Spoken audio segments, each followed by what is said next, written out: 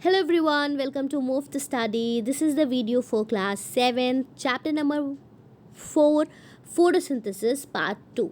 पिछला part already uploaded है जो कि आपको क्लास 7 की प्लेलिस्ट में मिल जाएगा, जिसमें हम काफ़ी सारी चीज़ें डिस्कस कर चुके हैं एंड कोशिश करूँगी कि आज के इस पार्ट में हम इस चैप्टर का पूरा एक्सप्लेनेशन कंप्लीट कर लें इफ़ पॉसिबल। एंड उसके बाद नेक्स्ट पार्ट में मैं आपको टेस्ट योरसेल्फ का सोल्यूशन प्रोवाइड करवा दूँगी। पिछले पार्ट में हम इस एक्टिविटी तक के डिस्कस कर चुके थे।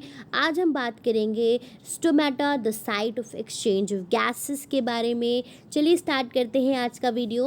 स्टोमेटा को site of exchange of gases क्यों कहा जाता है? क्योंकि आप जानते हैं कि स्टोमेटा क्या है, वो छोटे छोटे पोर्स हैं लीव्स के ऊपर जिनके वजह से गैसेस क्या हो रही होती हैं, एक्सचेंज हो रही होती हैं। कार्बन डाइऑक्साइड आ रही है अंदर एंड ऑक्सीजन बाहर जा रही है। ठीक है, स्टोमेटा आर माइन्यूट पोर्स, मतलब बहुत छोटे छोटे छेद हैं in the epidermis of leaf, जो सबसे ऊपरी सतह है पेड़ की, पत्ते की। एपिडर्मिस सबसे ऊपरी लेयर है, उसमें they act as a passage for carbon dioxide from atmosphere into the leaf, मतलब कार्बन डाइऑक्साइड एटमॉस्फेयर से पत्ते में आ रही होती है and oxygen from the leaf into the atmosphere, और लीफ के अंदर से ऑक्सीजन बाहर जा रही होती है एटमॉस्फेयर में। Each stoma is guided by two kidney shape guard cells. आप यहाँ पे देख सकते हो ये जो बीन जैसा स्ट्रक्चर है, this is the guard cell, और बीच का जो ये छेद है, this opening is the stomata, this is the pore. ठीक है, ये ओपनिंग है। इधर इधर क्या है, सेल्स हैं, गार्ड सेल हैं। Open into the small air cavity in side the leaf. तो ये छोटा सा जो छेद है ये लीफ में ओपन होता है। During day time when photosynthesis take place, stomata remain open to let carbon dioxide from the atmosphere enter the leaf.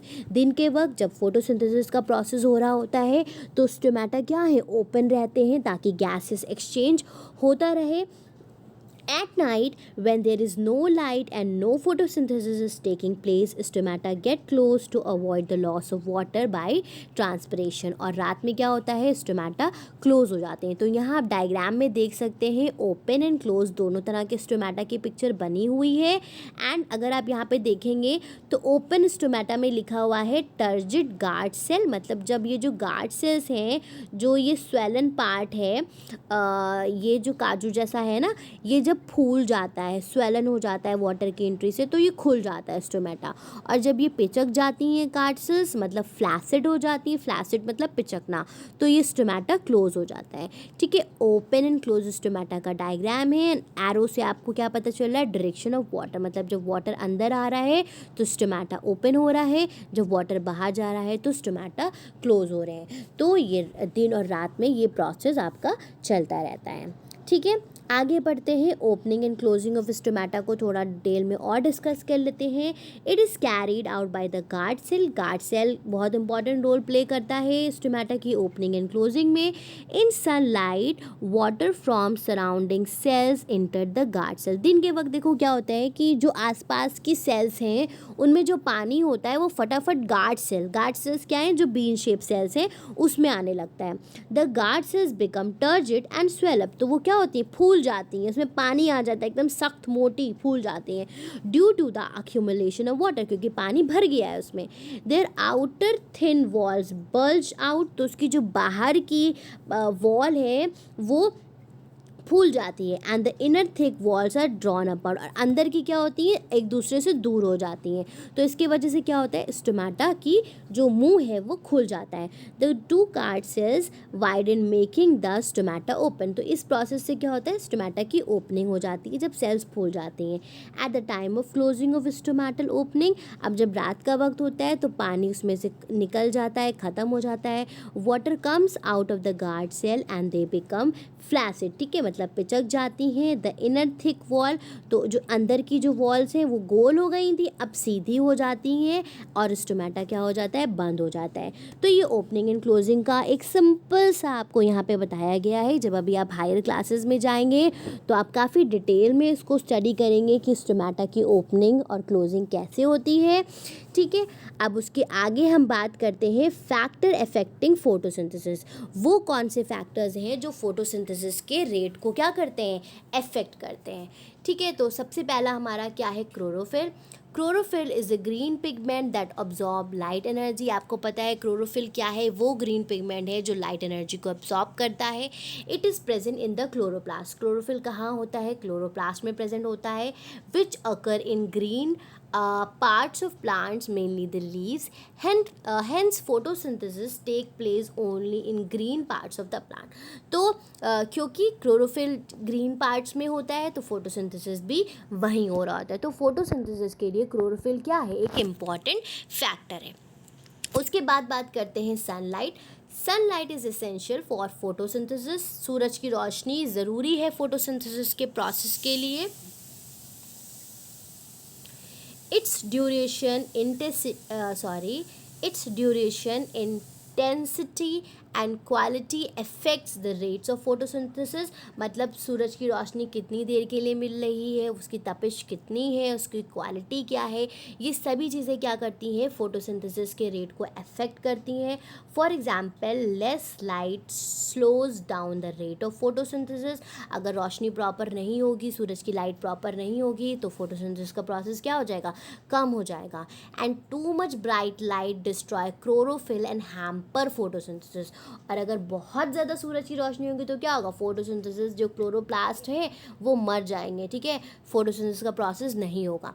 Something more भी देख लीजिए, photosynthesis occur only in the visible part of spectrum. ठीक है, ये light का दिया हुआ है कि जो विजिबल पार्ट है स्पेक्ट्रम का उसमें ही फोटोसिंथेसिस होता है।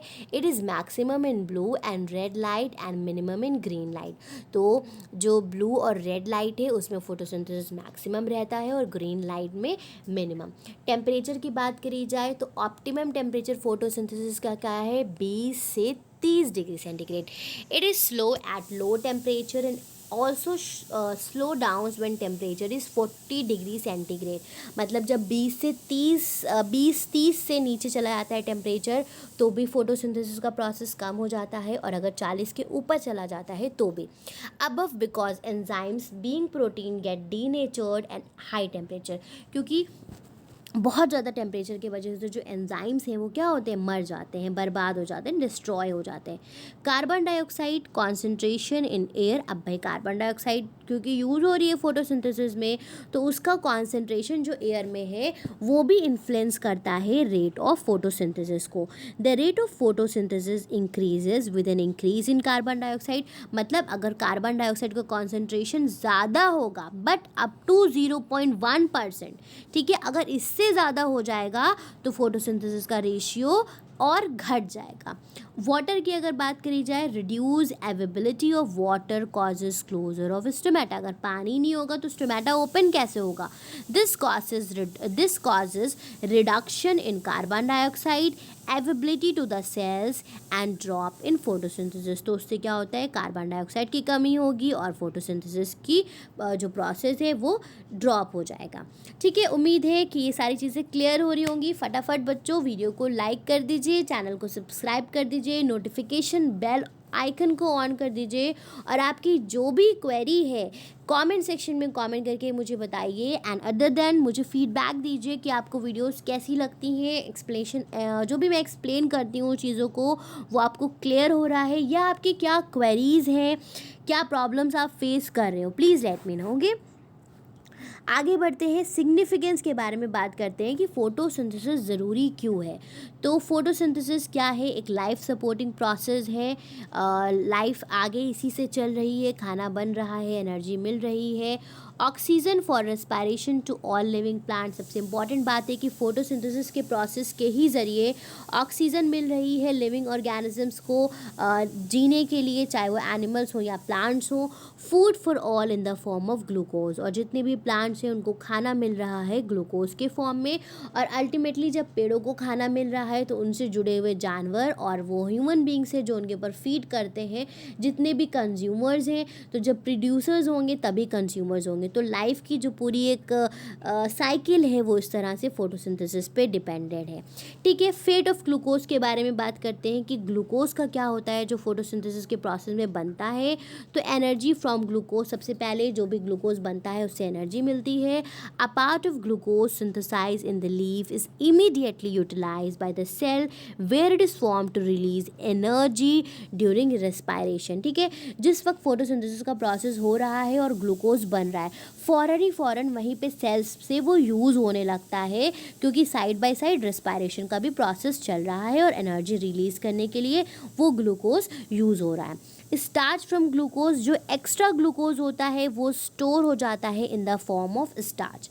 Protein and fats from glucose, amino acids and protein are synthesized from glucose and nitrogen compound absorbed by root। तो जो अमीनो एसिड और प्रोटीन्स होते हैं ये ग्लूकोज से सिंथेसाइज होते हैं and fats are also synthesize from glucose.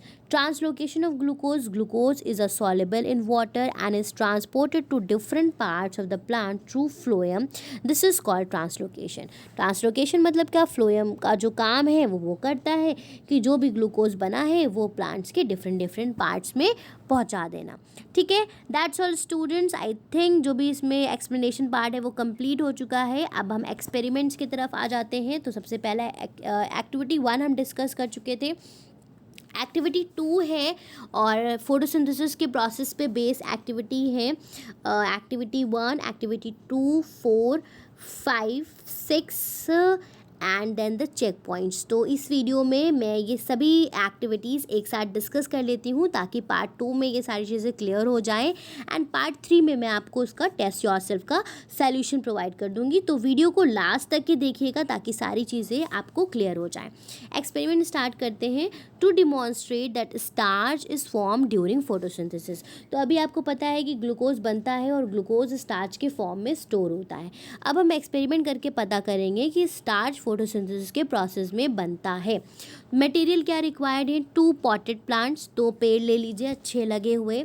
एक बीकर चाहिए आपको, एक टेस्ट ट्यूब चाहिए है, water burner, dropper, alcohol, iodine solution जो कि सबसे इम्पॉर्टेंट है, एंड अ ग्लास प्लेट। ठीक है, ये सारी चीज़ें आपको चाहिए होंगी।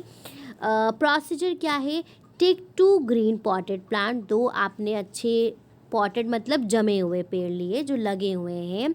Label them A and B, एक में ए लिख दिया एक में बी लिख दिया। Put them in dark for 48 hours. ठीक है, फिर उसको 48 घंटे के लिए अंधेरे में रखा। This make the leaves starch free. इससे क्या हुआ कि जो लीव्स थी वो स्टार्च फ्री होंगे, मतलब अब उसमें कोई फोटोसिंथेसिस का प्रोसेस नहीं हो रहा है। Let plant A B kept in the dark and place plant B in the sunlight. अब आपने क्या किया, उसमें से ए को अंधेरे में रखा रहने दिया और बी को सूरज की रोशनी में लिया है 4 से 5 घंटे के लिए। ठीक है, pluck 1 leaf from plant A and 1 leaf from plant B. अब आपने क्या किया, दोनों में से एक एक पत्ती ले ली और उसको मार्क कर लिया ए और B. Boil the 2 leaves for 2 minutes in water. 2 minute के लिए इनको पानी में उबाला। Now put them in the test tube. ठीक है, उसके बाद उसको टेस्ट ट्यूब में रखा। pour ethyl alcohol in the test tube till the leaves are dipped in it। फिर उस टेस्ट ट्यूब में ethyl alcohol डाला। place the test tube in the beaker containing water। ठीक है, उसके बाद उसको एक बीकर में रख दिया जिसमें पानी था। Heat the water of the beaker till alcohol in the test tube begin to boil. फिर उसको बॉयल करना शुरू किया, इतना पानी को उबाला कि जो टेस्ट ट्यूब में अल्कोहल है वो भी उबलने लगे। By boiling the leaf in alcohol it's chlorophyll is destroy and the leaf loses it colour. तो ये बॉइलिंग क्यों कर रहे हैं एथिल अल्कोहल में, क्योंकि जो क्लोरोफिल है वो ख़त्म हो जाएगा और पत्ती का जो कलर है वो ख़त्म हो जाएगा। Take out the leaves from the alcohol. फिर उसके बाद पत्तियों को बाहर निकालिए। wash them in warm water to remove alcohol and place them on the glass plate। फिर उसको धो देना है गर्म पानी से, फिर ग्लास प्लेट में रखना है। Put a few drops of iodine solution on each leaf. फिर दोनों पत्ती पे आप क्या करोगे, आयोडीन सॉल्यूशन डालोगे। आपको ऑब्जर्वेशन क्या होगा, leaf B turns blue black but leaf A does not. जो बी वाला प्लांट की पत्ती थी वो ब्लू हो जाएगी, ब्लूइश ब्लैक हो जाएगी, लेकिन ए की नहीं होगी, क्योंकि आयोडीन सोल्यूशन क्या करता है, वो स्टार्च जब उसको मिलता है तो वो ब्लूइश ब्लैक हो जाता है। ठीक है, कंक्लूजन क्या है, plant B has a starch but plant A not. A B में क्या था, स्टार्च था, लेकिन ए में नहीं था। Photosynthesis occur in plant B, क्योंकि आपने बी को कहाँ रखा था, धूप में रखा था 4 से 5 घंटे के लिए, उतनी देर में उसमें फोटोसिंथेसिस का प्रोसेस हो गया और स्टार्च प्रेजेंट हो गया। But not in plant A as it was kept in dark. This shows that starch is form during the process of photosynthesis. तो इससे आपको क्या पता लगता है कि फोटोसिंथेसिस के प्रोसेस के ही वजह से स्टार्च का फॉर्मेशन होता है। ऑलराइट, तो ये एक्टिविटी क्लियर हो गई है। आगे बढ़ते हैं एक्टिविटी 3 की तरफ। एक्टिविटी 3 क्या है, to show that oxygen is involve. ठीक है, तो हमने पहले बात करी कि स्टार्च जो है वो फोटोसिंथेसिस के प्रोसेस के वक्त बनता है। अब दूसरा हम बात करेंगे कि ऑक्सीजन गैस रिलीज़ होती है फोटोसिंथेसिस के प्रोसेस के वक्त, और इसमें हम हाइड्रेला प्लांट यूज़ करेंगे। तो ये जो अपैरेटस है, इस तरह से अपैरेटस सेट करना है। टेस्ट ट्यूब चाहिए है, फनल चाहिए है, बीकर चाहिए है, हाइड्रेला प्लांट चाहिए, ये सारी चीज़ें चाहिए हैं। जो बबल्स आपको देख रहे हैं, ये ऑक्सीजन गैस के बबल्स, इस तरह से ही एक्सपेरिमेंट जब आप स्कूल में करोगे तो आपको बबल्स दिखाई देंगे। तो चलिए स्टार्ट करते हैं। मटेरियल क्या क्या चाहिए ये हमने बात कर ली है। प्रोसीजर देखते हैं इसका क्या है।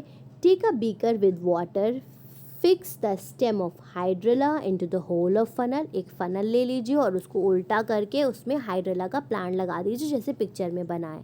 Now invert the funnel in the beaker, फिर उसको बीकर में रखिए। Fill a test tube with water, एक टेस्ट ट्यूब में पानी भर के इस फनल के ऊपर उलट देना है। ठीक है, invert it over the stem of funnel, place the setup in sunlight for about 4 hours. ठीक है, और आपको इसको पूरा 4 घंटे के लिए धूप में रखना है। ऑब्जर्वेशन क्या है, gas bubbles are produce which move upwards through the test tube. तो ऐसे जैसे टेस्ट ट्यूब में दिख रहे हैं बबल्स, ऐसे ही आपको रियल में बबल्स ऊपर जाते हुए दिखेंगे। तो इससे पता चलता है कि ऑक्सीजन गैस रिलीज हो रही है, फोटोसिंथेसिस का प्रोसेस हो रहा है। The gas is produced as a result of photosynthesis. Photosynthesis के प्रोसेस में ऑक्सीजन गैस रिलीज होती है। It can be tested by inserting a glowing splinter into the test tube. अगर आप कोई जलता हुआ उसमें टेस्ट ट्यूब में एंटर करेंगे स्पिंस्टर, तो it will burst into flame, आग लग जाएगी। This shows the test tube contain oxygen. तो आप उससे भी पता कर सकते हैं, बाकी इन बबल से भी यही पता चल रहा है कि ऑक्सीजन गैस रिलीज हो रही है। ठीक है, एक्टिविटी 4 देख लेते हैं। To show that chlorophyll is necessary for photosynthesis. अब तीसरा क्या है, क्लोरोफिल, कि बिना क्लोरोफिल के फोटोसिंथेसिस नहीं हो सकता है। तो पॉटेड प्लांट लेना है आपको विद वेरिजुरेटेड लीव्स। ठीक है, वेरिजुरेटेड लीव्स का मतलब जो पत्तियाँ ऐसी होती हैं, थोड़ा सा उसमें पर्पल कलर है, थोड़ी सी कहीं पे येलो है, कहीं पे तो क्रोटन की जैसी लीव्स होती हैं। Burner, test tube, dropper, petri dish, water paper, sketch pen, alcohol, iodine solution. ठीक है, ये सारी चीज़ें आपको चाहिए हैं। Take a potted plant of croton which has variegated leaves, sorry, मतलब जिसमें कलर क्या हो, अलग अलग हो।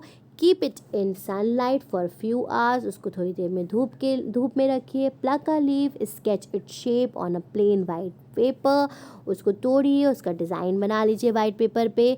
Mark the green and non green areas. ठीक है, तो जो ग्रीन पार्ट है और जो नॉन ग्रीन है उसको स्केच कर लीजिए। Carry out a test for the presence of starch. तो आप खुद ही ऑब्जर्व कर रहेंगे, फिर उसके बाद जब स्टार्च टेस्ट करेंगे, the region mark green in the sketch show bluish black, मतलब जहाँ जहाँ ग्रीन कलर था वहीं पे ही स्टार्च होगा, और जहाँ पे ग्रीन कलर नहीं होगा वहाँ पे स्टार्च का प्रेजेंस नहीं होगा। तो इससे क्या पता चलता है, ग्रीन कलर किसके वजह से होता है, क्लोरोफिल के वजह से होता है ना। तो जहाँ क्लोरोफिल है वहीं पे फोटोसिंथेसिस का प्रोसेस हुआ है और वहीं पे ही स्टार्च प्रेजेंट है। जहाँ पे ग्रीन कलर नहीं है वहाँ पे स्टार्च प्रेजेंस नहीं है। ठीक है, वहाँ पे ब्लू ब्लैक कलर नहीं होगा। ठीक है, तो ये एक्सपेरिमेंट से पता चलता है that chlorophyll is essential for the photosynthesis. Activity 5 है to show that sunlight is necessary for photosynthesis, की सूरज की रोशनी ज़रूरी है फोटोसिंथेसिस के प्रोसेस के लिए। ठीक है, तो एक पॉटेड प्लांट लेना है, ब्लैक पेपर लेना है, क्लिप्स लेनी है, beaker, burner, test tube, dropper, water, alcohol, iodine solution. ठीक है, तो keep a green potted plant in dark. 48 घंटे के लिए आपने उसको अंधेरे में रखा ताकि वो डिस्टार्च हो जाए। Pluck one leaf and test it for starch to confirm that the plant is destarch. ठीक है, फिर वो अंधेरे में रखा हुआ जो पेड़ था उसकी पत्ती को आप एक बार टेस्ट कर लो कि उसमें से स्टार्च खत्म हो चुका है। Cover a part of the healthy leaf on both side with a black strip of black pepper, with a strip of black pepper. फिर एक पत्ती को आपने दोनों तरफ से क्या किया, एक थोड़ा सा एक पार्ट, एक बीच में ऐसी पट्टी जैसी डायग्राम में बनी हुई है, एक स्लिप लगा दी काले पेपर की दोनों तरफ से। Place this plant in sunlight for at least 4 hours. फिर उसके बाद उस पौधे को उठा के धूप में रख दिया कम से कम 4-5 घंटे के लिए। Plug the leaf, remove the black paper, boil the leaf first in the water then in alcohol. फिर उस पत्ते को तोड़िए, उसको अल्कोहल में धोइए ताकि उसके क्लोरोफिल डिस्ट्रॉय हो जाए, पत्ती कलरलेस हो जाए। फिर उसको धो लीजिए, बाकी जो प्रोसेस आपने इससे पहले किया था। फिर आप उसका आयोडीन सोल्यूशन से टेस्टिंग करिए। तो ऑब्जर्वेशन क्या होगा, the uncovered part of the leaf was not expose. ठीक है, was expose to sunlight will turn bluish black. यहाँ देखो अगर आप, तो जो पत्ती ढकी नहीं थी सिर्फ वो ब्लूइश ब्लैक होगी क्योंकि वहाँ पे ही स्टार्च प्रेजेंट है, और बीच की पत्ती ऐसे ही अनकलर्ड रह जाएगी क्योंकि वहाँ पे वो ढकी हुई थी, वहाँ पे फोटोसिंथेसिस का प्रोसेस नहीं हुआ क्योंकि वहाँ पे सनलाइट नहीं पहुँची। ठीक है, तो इस एक्सपेरिमेंट से हमको क्या पता चलता है, that sunlight is necessary for the process of photosynthesis. I hope ये एक्सपेरिमेंट भी क्लियर हो गया होगा। अगर कोई क्वेरी है तो कमेंट सेक्शन में ज़रूर पूछिएगा। लास्ट एक्सपेरिमेंट है एंड चेक पॉइंट है, उसको हम डिस्कस कर लेते हैं। अब लास्ट एक्सपेरिमेंट ये कहता है to demonstrate that carbon dioxide is necessary for photosynthesis. भाई कार्बन डाइऑक्साइड तो ज़रूरी है ही है ये। ठीक है, तो 2 पॉटेड प्लांट आपने लिए, 2 ग्लास प्लेट्स ली, 2 बेल जार लिए, वॉच ग्लास, केवर सोल्यूशन, ग्रीस, आयोडीन सोल्यूशन। ठीक है, टेक 2 हेल्दी पॉटेड प्लांट जो कि एक जैसे हैं, एक को ए कर दिया, एक को बी कर दिया। डिस्टार्च, उसको अंधेरे में रखा, 2 से 3 दिन तक के कमरे में रख दिया, डिस्टार्च कर दिया। Place these potted plant A and be on 2 separate glass plate. फिर शीशे की प्लेट पे दोनों को रखा अलग अलग। Water them and cover them with separate. पानी डाला अच्छे से और ऊपर से ये शीशे वाला जो जार है वो ढक दिया। विथ प्लांट ए, अब प्लांट ए के साथ आपने क्या किया, a watch glass containing potassium hydroxide solution. इसमें एक पेट्री डिश रख के, एक थोड़ा सा कोई पीस रख के KOH सोल्यूशन रख दिया। ठीक है, अभी देखिएगा KOH सोल्यूशन क्या करता है। Use grease along the margin of bell jar to seal the jar to glass plate. और नीचे नीचे क्या लगा दिया, दोनों में ग्रीस, ताकि कुछ भी गैसेस बाहर ना निकले। These air tight setup are place in sunlight for about 2 hours. फिर 2 घंटे के लिए इसको धूप में रख दिया गया। After 2 hours plug a leave from each plant and, फिर क्या किया, दोनों के पत्ते तोड़े और आयोडीन टेस्ट किया। फिर इसका ऑब्जर्वेशन क्या हुआ, leave from plant A shows absence of starch. जिसमें KOH रखा था उसमें फोटोसिंथेसिस का प्रोसेस ही नहीं हुआ। अब क्यों नहीं हुआ, अब आगे देखिएगा। Because KOH absorb all carbon dioxide from the air of bell jar, hence no starch was formed। मतलब समझिए कि यहाँ पे KOH का सॉल्यूशन जो रखा गया, KOH क्या करता है, ये कार्बन डाइऑक्साइड को अब्जॉर्ब कर लेता है। तो जब कार्बन डाइऑक्साइड सारी अब्जॉर्ब हो गई तो बेल जार ए में कोई भी फोटोसिंथेसिस का प्रोसेस नहीं हुआ, और जब इसकी आयोडीन टेस्टिंग करी गई तो ब्लूइश ब्लैक लीफ कन्वर्ट नहीं हुई, और यहाँ पे KOH नहीं था तो यहाँ पे फोटोसिंथेसिस का प्रोसेस होगा, और जो लीफ पी है वो क्या करेगी, वो स्टार्च टेस्ट के लिए पॉजिटिव हो जाएगी। सो आई होप कि सारे एक्सपेरिमेंट्स आपको क्लियर हो गए होंगे और पूरा चैप्टर पार्ट 1 और पार्ट 2 में कंप्लीट हो चुका है। कहीं पे भी समझने में कोई भी कन्फ्यूजन है तो आप कमेंट सेक्शन में मुझे कमेंट करके पूछ सकते हैं। चेक पॉइंट हम डिस्कस कर लेते हैं, एंड पार्ट 3 के लिए थोड़ा सा वेट करिएगा, मैं आपको टेस्ट योरसेल्फ के सोल्यूशन भी प्रोवाइड कर दूंगी चैप्टर 5 के भी सारी चीज़ें प्रोवाइड कर दूँगी। जितने भी चैप्टर्स हैं क्लास 7 के, क्लास 8 के, जो भी बच्चे जुड़े हुए हैं, जो वीडियोस देख रहे हैं, वो उनको लाइक करें और अपने दोस्तों के साथ ज़्यादा से ज़्यादा चैनल को शेयर करें। तो पहला ट्रू फॉल्स है, photosynthesis provide carbon dioxide for all living organism. No, ये क्या प्रोवाइड करता है? ये ऑक्सीजन प्रोवाइड करता है, ठीक है। कार्बन डाइऑक्साइड तो ये यूज़ कर रहा है। Presence of starch is tested with the help of iodine solution. Yes, इतने सारे एक्सपेरिमेंट हमने डिस्कस कर लिए। आयोडीन सोल्यूशन से ही तो हम स्टार्च टेस्टिंग करते हैं ना। Stomata remain open at night. No, रात के वक्त स्टोमेटा बंद हो जाते हैं। Starch synthesis in leaf is transported to different plant parts. तो जो सिंथेसाइज होता है वो डिफरेंट पार्ट्स में जाता है। Yes, plants are called autotrophs. Yes, plants को क्या कहते हैं? हम ऑटोट्रॉप्स कहते हैं। So that's all in this chapter. Thank you everyone for watching the video. Have a great day. Don't forget to like the video and comment below in the comment section, so that मुझे आपका feedback मिले कि आपको videos कैसी लग रही हैं और क्या इम्प्रूवमेंट है जो मैं आपके लिए कर सकती हूँ। मैं अपनी वीडियोस को आपके लिए और ज़्यादा अच्छा कर सकती हूँ। Thank you everyone, have a great day, bye bye.